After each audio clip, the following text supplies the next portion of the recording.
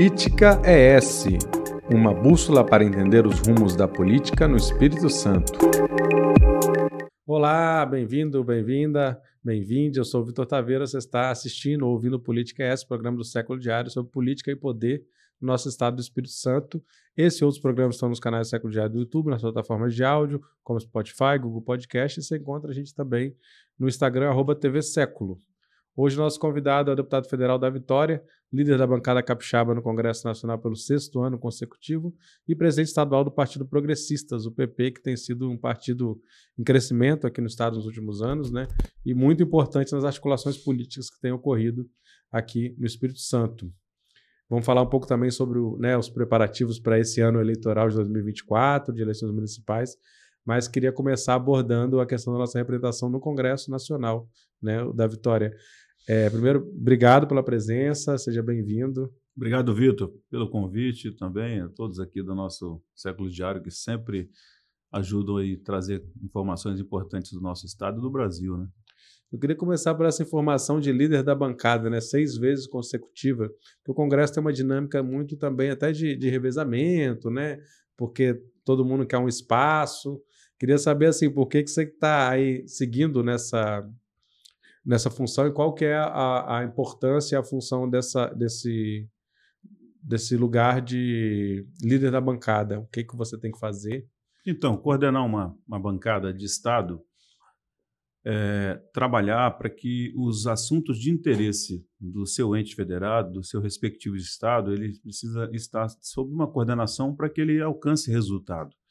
Então, já há muitos anos, promovido pelo Congresso, Senado e Câmara, o levantamento de um nome para liderar as ações de Estado. Isso passa por muitos interesses, principalmente de orçamento, né? E hoje potencializado os recursos do Congresso com emendas parlamentares, emendas no orçamento, que é muito decidida também pela Comissão Mista de Orçamento. O líder da bancada, que junta os senadores e deputados, ele coordena e lidera essa agenda importante para os seus respectivos estados, assim como interesses também de pautas importantes que vão impactar diretamente o estado, não só em investimentos com ações de recursos, mas também em ações legislativas que vão impactar em segurança jurídica, vão impactar em interesses diretamente da economia, mas interesses também do social, interesses também de infraestrutura, da educação, da saúde, de todas as áreas que alcançam o cidadão.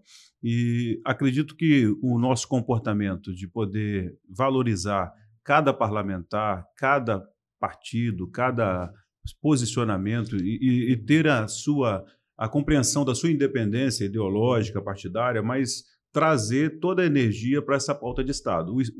Nesse momento, nós transformamos essa ação e o partido se torna o Espírito Santo, independente da posição, se ele é de direita, esquerda, partido, né, da ala extrema ou não seja, nós colocamos nossa energia. Por esse motivo, eu acredito que o respeito, a dedicação, o desprendimento foi com que nós pudéssemos ser aí reconduzidos por mais 2, 3, 4, 5, estamos na 6ª vez, pelo sentimento, na minha percepção, de todos serem sócios dessa coordenação de bancada através da nossa liderança.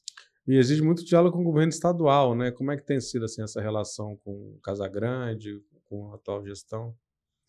Olha, o governador Renato Casagrande teve a reeleição com a contribuição de muitos capixabas, mas eu fui um deles, né? Nós já temos uma relação aí de parceria e de respeito há muito tempo, assim como também é recíproco, né, da pessoa dele junto conosco, e temos uma missão além das nossas posições individuais. Nós temos perfis diferentes, mas nos encontramos nos interesses do Estado, né? Fazendo com que o nosso sentimento republicano em relação às pautas, principalmente que convergem para o Espírito Santo, as nossas responsabilidades se façam que nós possamos estar unidos, assim como também as pautas que dialogam com o Congresso, com o governo federal, aquilo que é interesse do Estado.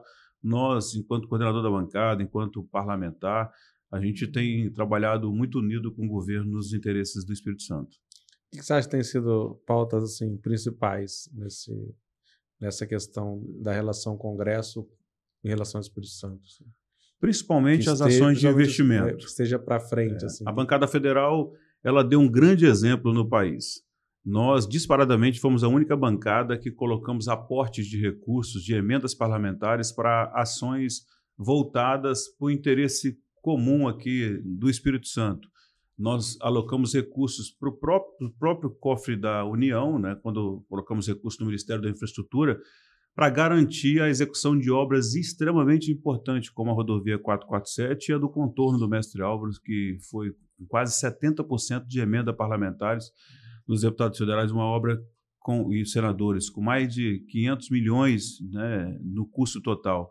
Assim como recursos, na época da pandemia, nós colocamos recursos de emenda de bancada no Fundo Estadual de Saúde, sem destinar, apontando a execução para onde iria, para que formato o governo iria usar, né? Tivemos ações em todas as áreas, mas cito uma delas também, os primeiros recursos para a construção do Hospital Central de Cariacica, né? 74 milhões, recursos da bancada, Hospital Infantil do município de Serra, e assim várias outras ações mostraram que o Espírito Santo ele tem uma característica de unidade naquilo que é interesse de coletividade. E também pautas que deram condições ao Espírito Santo de se manter um Estado equilibrado, com condições fiscais. Eu mesmo fui relator dos projetos mais importantes na legislatura passada de interesse do Espírito Santo. Um deles é a renovação dos incentivos fiscais até 2032, que encerraria no dia 31 de dezembro de 2022 e gerava uma instabilidade,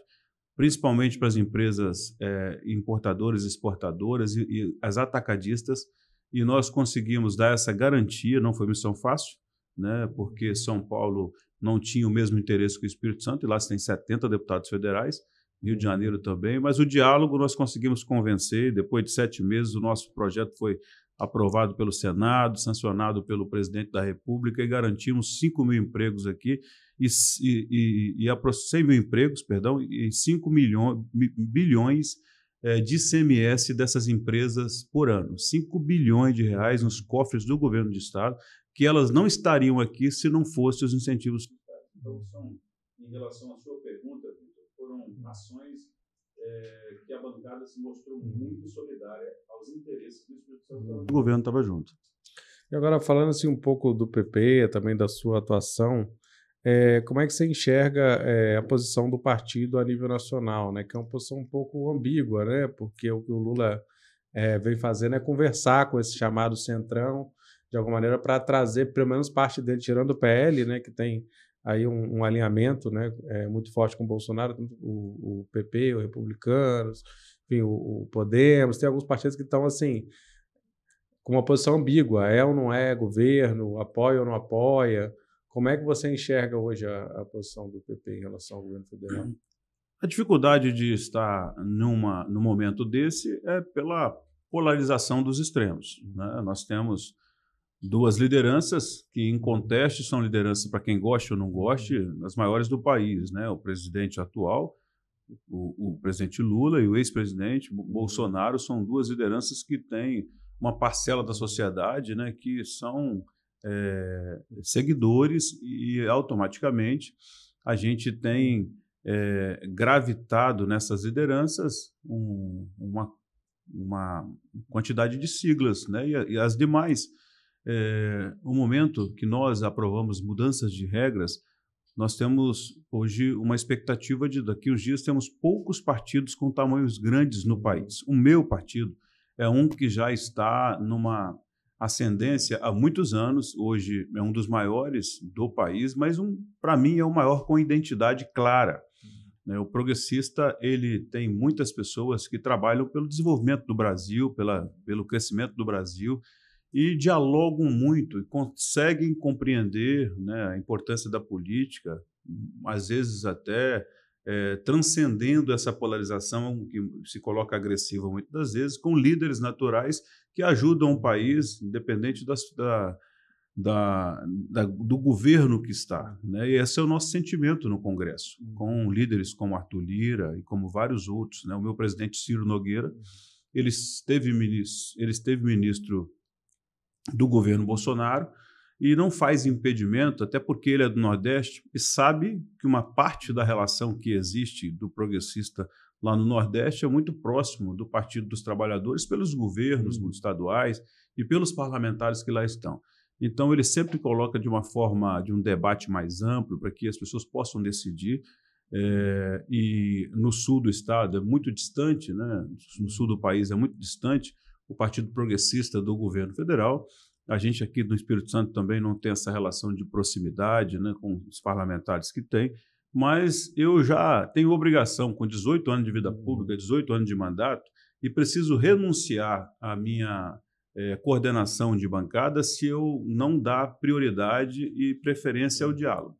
Né? Acredito que, por esse motivo, qualquer um dos meus colegas, tanto da extrema-direita como da extrema-esquerda, eles se inclinam e me apoiam para que eu possa coordenar, e eu preciso estar dialogando com todas as lideranças da direita, da extrema-direita, com muita clareza, até porque é um ambiente da minha atuação, mas também com os membros da esquerda e com o governo federal, porque muitas ações que só justifica ter coordenação de bancada se a gente tratar com o governo federal, com o governo do estado e com os parlamentares. Então, eu tenho obrigação de ter uma visão muito mais segura, mais compreensível, mais madura, enquanto coordenador. O nosso partido, ele tem esse perfil e me dá muita segurança para tratar, né, dos interesses do meu estado. Mas rapidinho, assim, em linhas curtas, o que você considera o ponto positivo e o mais positivo e mais negativo do governo Lula?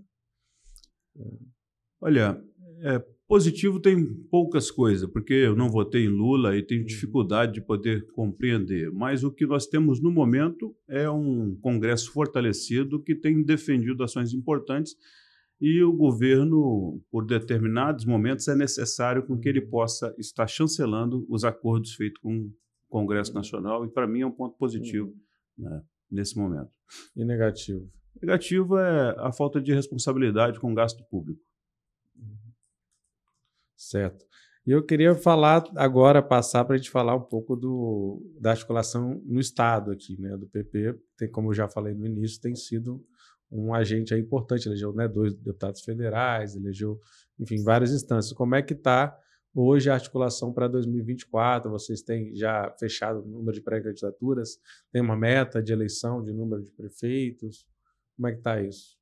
Então, nós temos uma perspectiva de registrarmos 30 candidatos a prefeitos e prefeitas no Espírito Santo. Então, o otimismo é sair com uma meta de fazer 30 prefeitos, na verdade. Vamos trabalhar para que a gente possa ganhar a eleição na maioria, né, das nossas cidades. Então, a gente começa uma eleição com uma boa perspectiva, às vezes ela melhora, às vezes ela tem um pouco de desafio e dificuldade, mas temos muitas participações praticamente em todas as cidades. O progressista está bem estabelecido e está bem desenhado, com candidaturas a vice-prefeitos em mais de 20 cidades também, e com uma boa participação na eleição proporcional nas câmaras de vereadores. Nós vamos aumentar muito os nossos vereadores para 2025.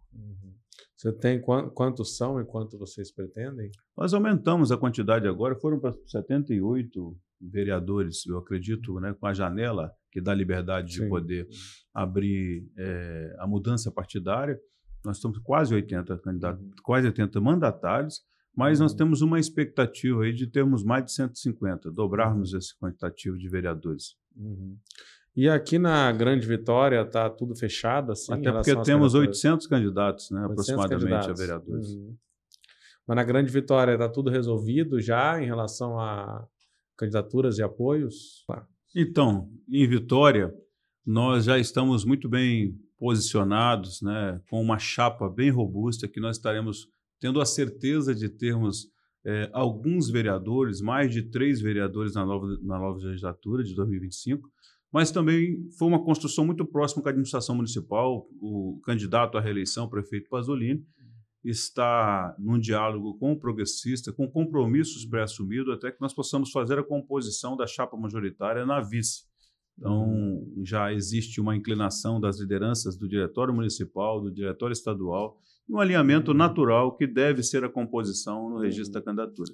E aí tem se falado no Leandro Piquet, né, atual presidente da Câmara, ou a Cris Samorini, né, que era presidente da FINES. São esses nomes que estão no jogo? Nós temos Acredito que até mais de dezenas de nomes aí que têm a perspectiva e vontade, todos, né, precisam estar preenchendo os requisitos, Mas o que de é que vai estar ser afiliado no decisivo Progressista. para O decidir? diálogo, né, é um tempo que nós vamos estar tendo um diálogo com aqueles que têm intenção e interesse, né, aqueles que são protagonistas dessa escolha, assim como o prefeito, né? Você é candidato a prefeito, é bom que você possa sugerir quem vai ser seu vice, não é verdade?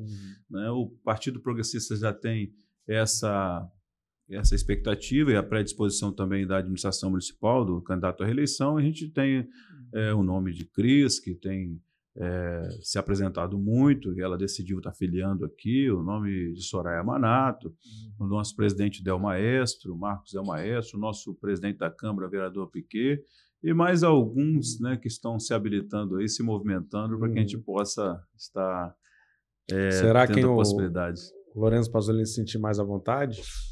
Passa pela sugestão dele, mas também passa pela indicação do partido. Porque depende da estratégia também, né? O perfil do vice geralmente tem que analisar vários fatores aí. E Vila Velha, agora Neucimar se colocou, né? A princípio era meio que uma carta que parecia fora, né? Como é que está essa articulação? Você acha que... porque agora a gente tem justamente 2 candidatos de direita, né? O Arnaldinho Borgo e o Coronel Ramalho, embora o Coronel Ramalho queira colocar a pecha de esquerda no Arnaldinho não é a realidade, né? Digamos, é um político mais de centro-direita, vamos dizer assim, né? Tem espaço nessa candidatura? Pode buscar outro caminho, buscar uma aliança?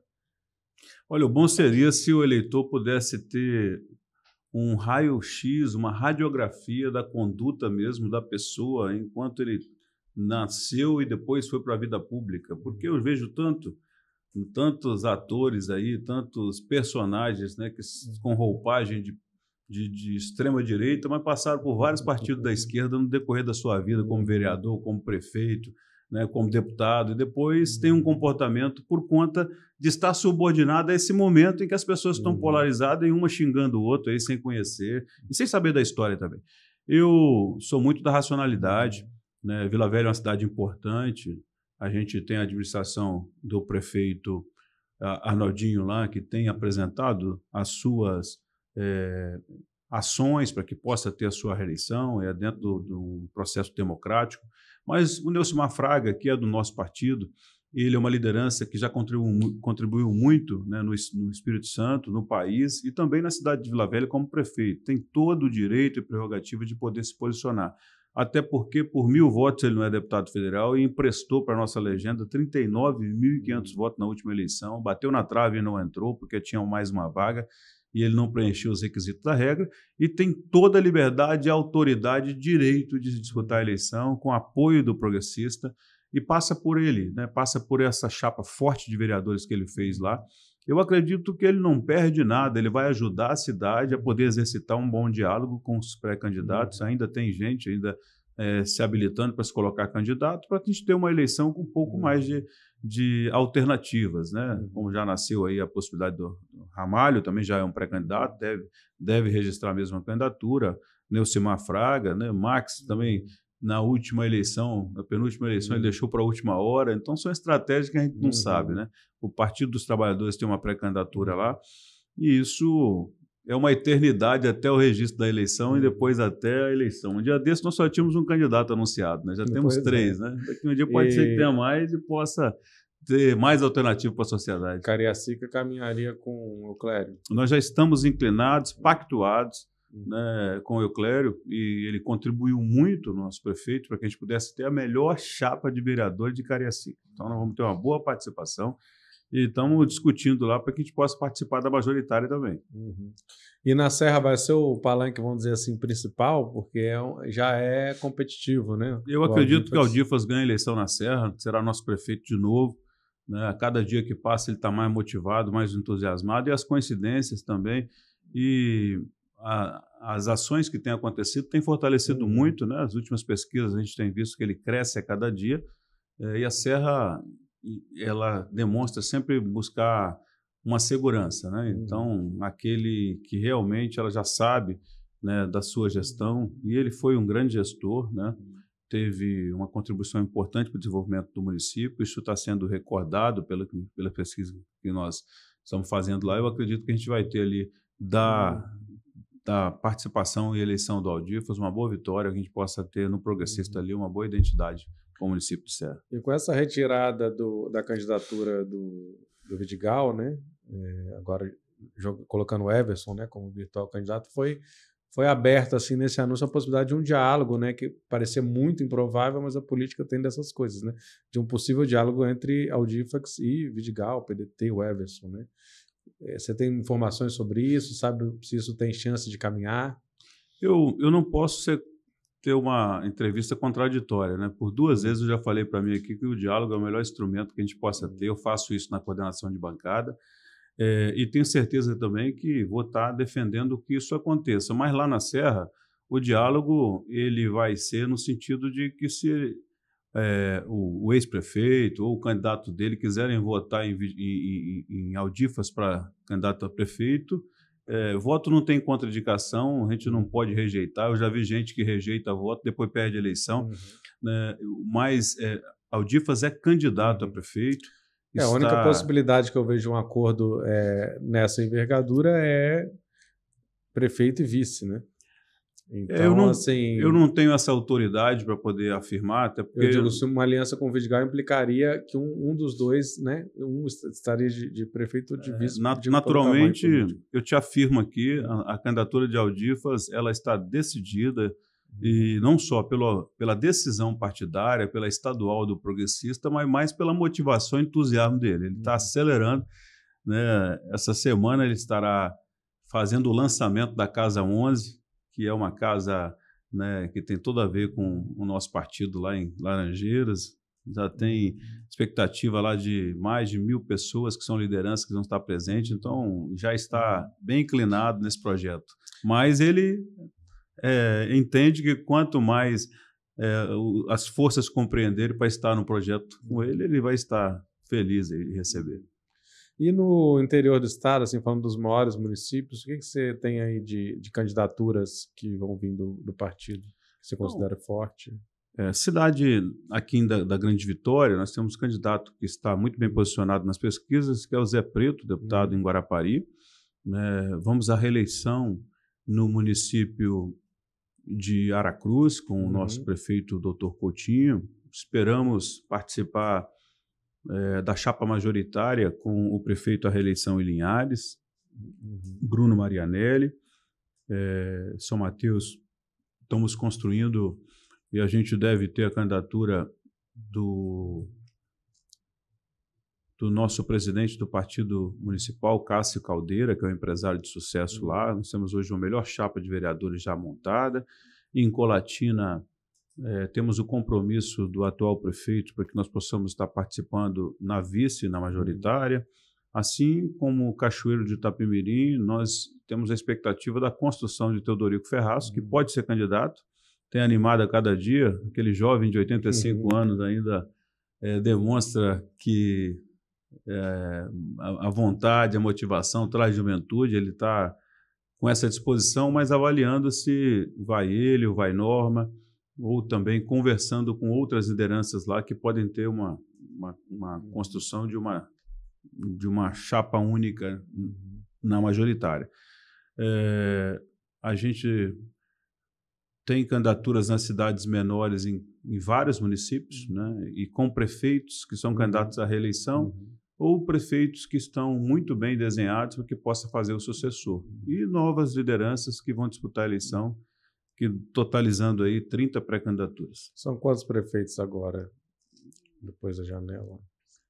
Com essa mudança, nós temos 12 candidatos, 12 prefeitos, né? Alguns são candidatos à reeleição, alguns estão apoiando o sucessor e alguns estão no projeto com outra sigla.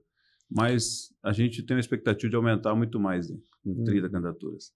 Agora, só fechando, assim, a gente fala sempre que a eleição municipal já é uma antessala do que vem pela frente, né? Qual que é o entendimento do PP sobre 2026, né, que é um ano que termina, né, Casagrande termina seu mandato sem poder se reeleger. Aparentemente, Paulo Artung não deve ser candidato, pelo menos não é o que indica, mas podemos ter alguma surpresa, mas assim, se fala muito nesse fechamento de um ciclo, né, de quase 3 décadas, né, de alternância aí entre os dois. O que o PP entende, né, como é que ele vem se preparando para esse momento, para esse novo momento? Já vê possíveis candidatos, já vê um posicionamento em relação a onde se colocar? O Partido Progressista, sobre a minha presidência, ele já tem demonstrado um diferencial, que é o diálogo. Então, eu me sinto na obrigação de continuar liderando esse movimento de diálogo, porque o processo de uma eleição majoritária, ele se dá muitas das vezes antecipadamente ao registro de uma candidatura. Quando você une as forças políticas, os partidos políticos, e só o exercício dessa eleição de 2024 já demonstra um bom entendimento com várias legendas, que lógico que vai se ampliar ao decorrer do tempo, e eu tenho certeza do que eu vou te afirmar. O resultado da próxima eleição de 2026, o Partido Progressista estará sentado na mesa para decidir o futuro do Espírito Santo, né, de quem vai governar, de quem vai representá-lo no Congresso Nacional, nas majoritárias, junto ao Senado, né, junto à nossa bancada federal, com os nossos parlamentares na Câmara. Ele estará muito robusto para poder contribuir, participar e, se tiver com a minha instância de pensamento e sentimento, com desprendimento. A gente não tem que estar candidato de forma intransigente por si só para ser governador do Estado. Eu acredito que o sucesso vai passar pelo entendimento, é aquele que convergir a maior viabilidade para poder juntar os partidos, que há tempo a gente espera que as lideranças possam estar cada vez mais fazendo isso, né? Num momento em que a gente tem uma polarização e, às vezes, não tem muita informação do que é a intenção da pessoa de fazer, do que ela já fez, mas mais nas narrativas das posições ideológicas. O Espírito Santo é pequeno, mas tem um potencial gigante, tem uma economia que tem boas perspectivas e as pessoas se conhecem aqui, e a esperança é que nós possamos ter esse conhecimento das pessoas nas lideranças novas que estão postas aí nessa sucessão desse governo e ter a segurança nesses nomes para que a gente possa estar aí liderando um processo de eleição e dando também estabilidade, segurança e fazendo com que a gente possa manter o Espírito Santo em cada vez mais desenvolvimento. Você estuda, dá um salto, assim, tem se especulado como um possível candidato ao Senado, por exemplo? Olha, eu estou sempre preparado, né? Porque, pela minha vontade, talvez eu tivesse disputado eleições majoritárias até antecipadamente, mas pela minha postura e construção de trabalhar junto com o entendimento das pessoas, eu estou preparado para qualquer uma necessidade de poder estar disputando, né? Topo disputar. Eu tenho intenção de governar o meu estado um dia, pode ser que seja para agora, e se for da vontade das lideranças das forças, eu vou fazer com que a gente possa unir, mas estarei junto daquele que tiver mais viável. Se for convocado, pode ter certeza que estarei junto. Tá bom, Davi Vitória, muito obrigado pelas informações, é muito importante ouvir, né, essas lideranças que estão à frente do processo. Esse foi o Política é o programa semanal do Século Diário, vai ao ar todas as quintas-feiras, a partir das 17 horas, produção e locução minha e apoio técnico do Tony Braga, aqui no Estúdio 42B. Lembro para todo mundo que está acompanhando também para curtir, né, o Século Diário no YouTube, na sua plataforma de áudio, você recebe em primeira mão ali as informações, e também que no seculodiario.com.br tem todo dia, nossa equipe está trabalhando para levar notícias da política, né, dos movimentos sociais, da cultura, do meio ambiente, para você. Obrigadão, então, Vitão. Obrigado a todos aí da equipe e a nossa direção do Século Diário. Valeu, até logo.